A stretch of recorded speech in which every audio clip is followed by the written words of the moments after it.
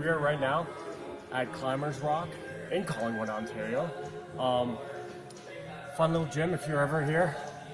I'm out of breath. One little climb. Before I talk, I gotta give some props to my cameraman, Jordan. Hi. Say hi. Awesome. We had a good 3 hours of climbing. I've always just wanted to share what's on my head and what I'm learning, what I'm doing, and I'm definitely stepping out of my comfort zone by doing this. So, yeah, lately I've been really thinking about the word significance. And, you know, I work out, I train all the time, I eat healthy, and I was actually thinking, what if I died tomorrow? And it got me thinking, like, who's gonna come to my funeral? Why are you laughing? It's like, I'm not talking about dying.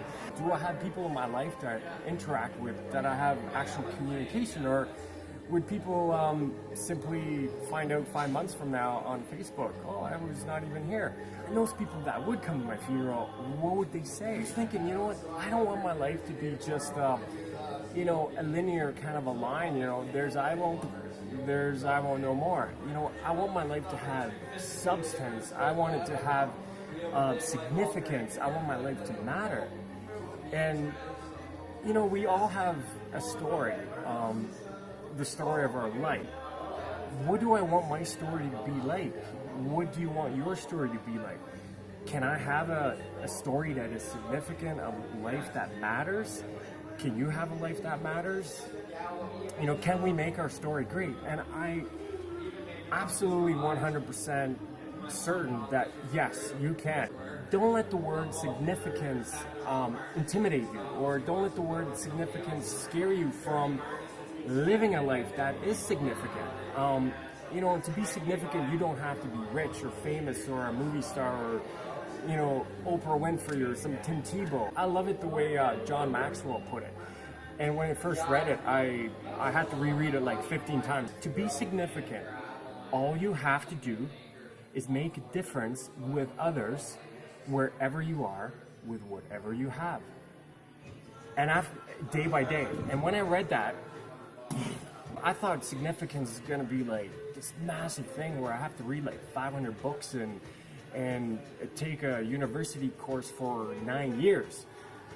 And then it also got me thinking, if that's it, if it's that easy, I absolutely have no more excuse.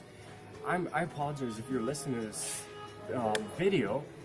From today on, you and I, we cannot have an excuse to say that we can't have a significant life. To be significant, all you have to do is make a difference with others. And that means adding value to other people around you, wherever you are. So it doesn't matter if you're 5 years old or 105 years old or anything in between, or you live in a jungle in Africa, wherever you are with whatever you have.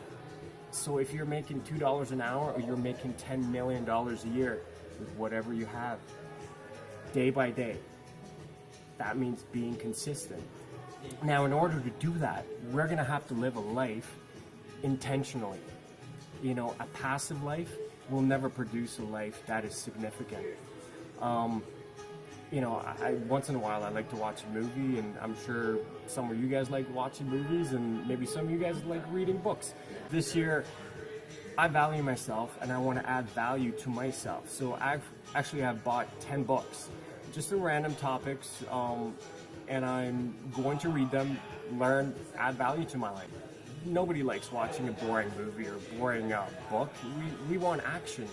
We immerse ourselves so much in other people's stories, it almost feels like we are doing these things.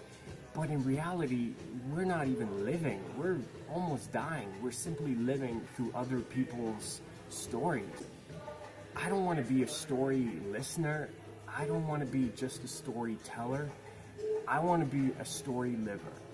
Jordan, cut it out.